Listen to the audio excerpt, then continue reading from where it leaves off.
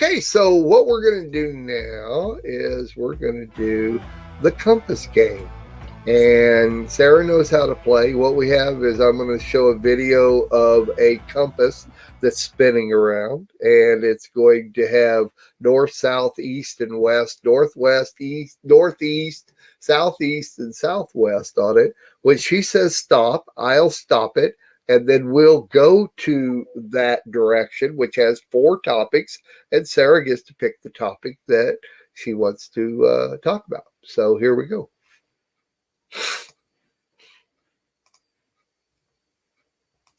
Are you gonna? Okay, yeah. I'm just getting it all ready. Okay.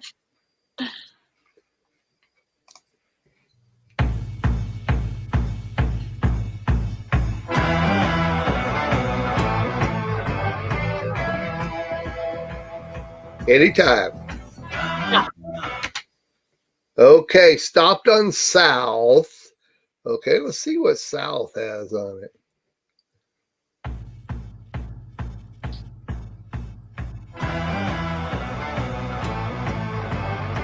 Okay, we either have treat, the word. Oh, there's a good one for you. LGBTQs, or blind people smile all the time. Which one of those 4 topics would you like to talk about? Sarah? Treat. Treat. Very cool. I love it. Okay, I really do love this. So what did I teach you that the word treat means? Go get Moses a dog bone.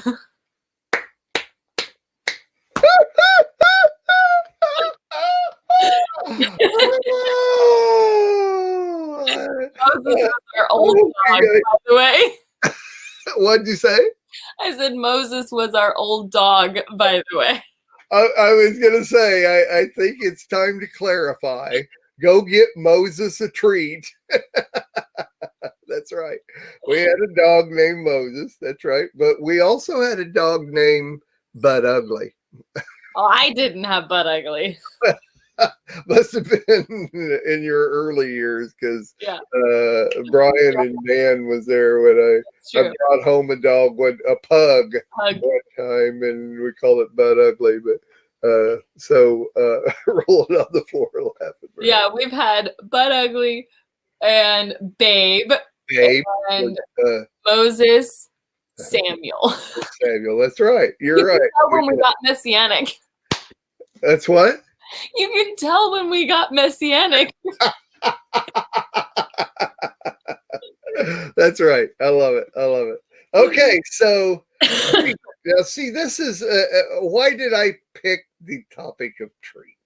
Because, and this is great for you. I love it. It has to do with parents, because we treat the word treat as common anymore. But when I was growing up, to be able to have a piece of candy, or to have chocolate, or to have dessert, that was a treat. Or to get a toy.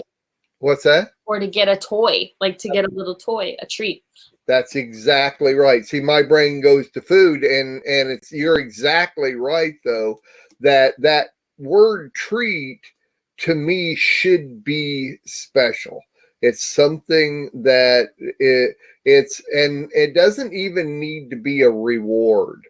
It can be. So can you expound on that? How do you treat that? How do you treat that? That's a good word there.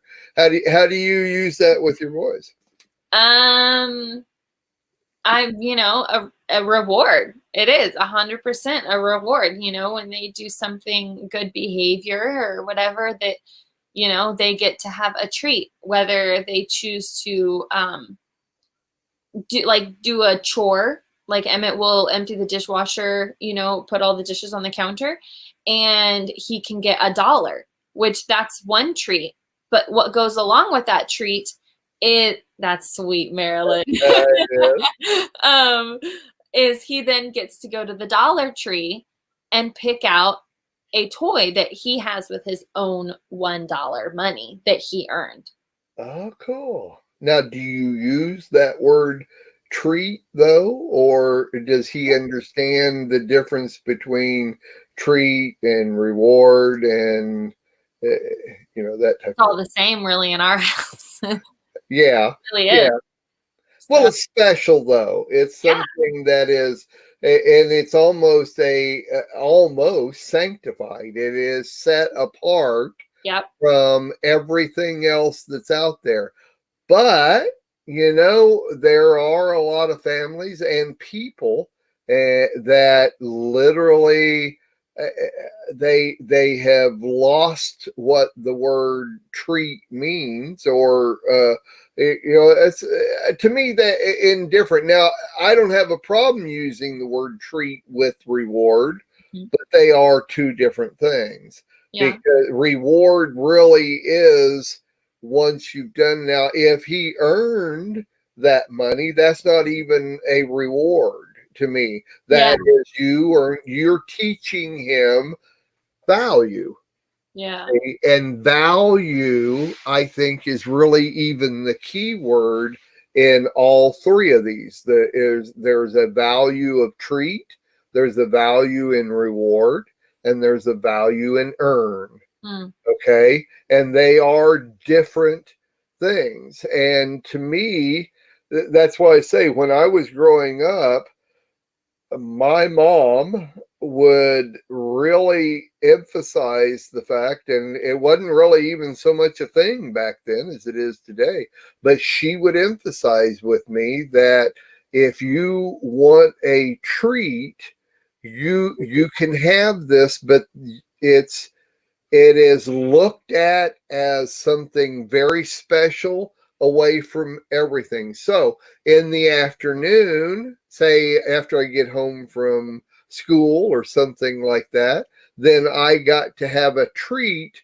that she picked out. In Hmm. other words, that was her value. She found this certain thing, and it was always food, but she found it of value, and that instilled within me that same value.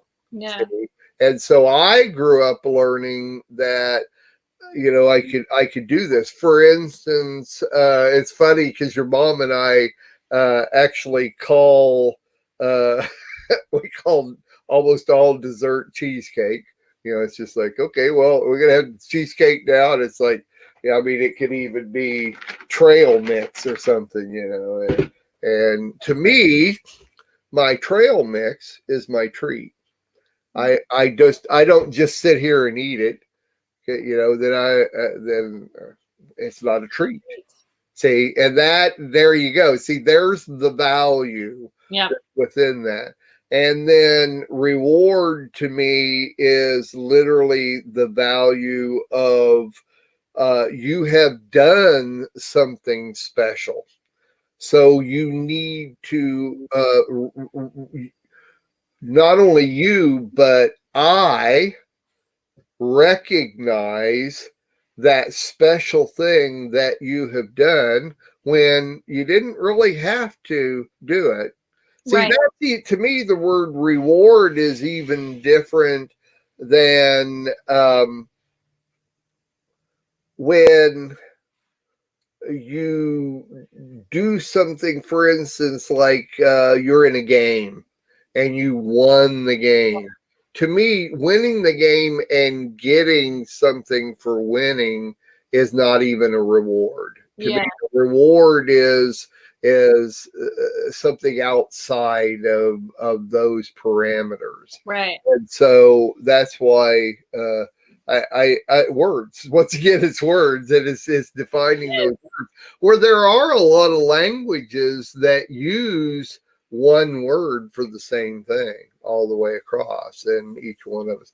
But you see, you're a millennial. Yeah. Proud of it most days. And millennials have their own culture, their own way of looking at things, their own language, and they're raising up the kids that are seeing the world from a different perspective. Completely different. What's that? completely different, and that's a treat. And that's a treat. Yeah, you see, you're a treat, but not all millennials are treats. The difference is I'm a millennial raised by a boomer versus a millennial raised by a Gen Xer. Wow. I know where you learned that from. I know where you learned that from. No, my husband was also raised by a boomer. Oh, And we've realized the difference between us two and other millennials around us is we were raised by boomers versus Gen Xers. Not okay. anything bad about Gen. Let's expound upon that. We're kind of done with treat. We've expanded. We've done everything with treat. But see, this is a huge interest to me. Oh yeah, interest to me. And so I love millennials. And let me clarify real quick. We still got a few more minutes here, and this really was somewhere I was going to go on today's show. Is that to clarify what Sarah just said was something that I say all the time, because usually, and it's one of the reasons most of us baby boomers don't like millennials, is because millennials were kids raised by kids. Mm-hmm. It's because there was a generation where us boomers didn't put enough value on our kids to raise them by us. We, the husband and wife, went to work and let somebody, the school system, the public school system, or somebody else raise our kids. And then the kids didn't have the value system of baby boomers and those that came before. And so they were kids raised by our kids then got pregnant and raised kids with those values they had, not the values we had. And that's the way I look at millennials, because of that generation in between the baby boomers and the millennials. Sarah, on the other hand, like she just said, and her husband were raised by baby boomers that did have a value in you and spent time raising you instead of just pushing you aside and that type of thing. So both of us did work from time to time, but we did spend time with you. Yeah. And Cameron and I both were raised, his tummy hurts. Oh, come on. Come over. We're okay. It's okay. So we were also the babies. So Cameron and I both have adult big brothers. We both have brothers. And his brothers are 13 and 14 years older than he is, and my brothers are like 12 and 13 years older than me. So we were raised not only by parents that had already parented for many years and then had us, but they were also boomers. And so we have different values than most people our age of life. Well, your two brothers, which are considered, they were like, what, 11 and 12 when you were born? Something like that. 12 and 13, 11 and 12, 12 and 13, something like that when you were born. They had been raised in a rough setting because their dad died when they were 8 months and a year and 8 months old. Yep. And your mom had to raise those two boys, and it was a rough, tough situation for her and the boys. Then I came along and you came along, and we tried really hard to raise the three of you with a special value system, because now there was a man in the house. Now there was a more structured situation in the home. The boys, who are both incredible men, great men, that are good, but yet they have a different value system than you do. Yeah. See? And so it's a generation, but it's however that generation's raised. And I think it's just amazing to me how the thought process just based on when you were born works. Oh yeah. I really do. That just blows me away because it's really only documented in the past 60, 70 years. Before that, we have thousands of years, but you don't read any documentation on those generations. In Wikipedia, you can look up the word generation and it literally talks about a lot of this. And I may be talking about this on shows that are coming up, and there's a series in Wikipedia called Major Generations of the Western World. And they list off like lost generation, greatest generation, silent generation, baby boomers, Generation X, millennials, Generation Z, Generation Alpha, and each one of them explain in detail. And it's an incredible read for anybody that's interested. I think what's another interesting thing is that millennials are actually Generation Y, because you have an X and a Z on either side of you. And I did read that in there. And I guess I never realized that before. But we were raised in the millennium, the new millennium. Yeah, when it changed 2000 and on was when you were born. Or when the millennials. So it was so when 2000 happened, most of us millennials were born in the 80s or the 90s. And our most influential time was that late 90s and early 2000s, which was when that new millennium happened. Exactly. So we're the millennials. Yep. I was 8 years old when it was 2000. Very influential back then. Yeah, and I was getting old when I was getting old. All right. Well, this is interesting. We might even pick up on I would like to talk about that in future episodes. Do a little bit more research. You and I can both do a little more research and maybe talk a little discourse on that sometime on our future. We are richly blessed to bring you what we believe is the fullest, most diverse, yet up-to-date progressive teachings, discussion, and prayer programming you can find anywhere on this planet. Be sure to take the tour of the MessianicLambRadio.com website. I'm Susan Hoogie, thanking you for joining us on the Messianic Lamb Video Network.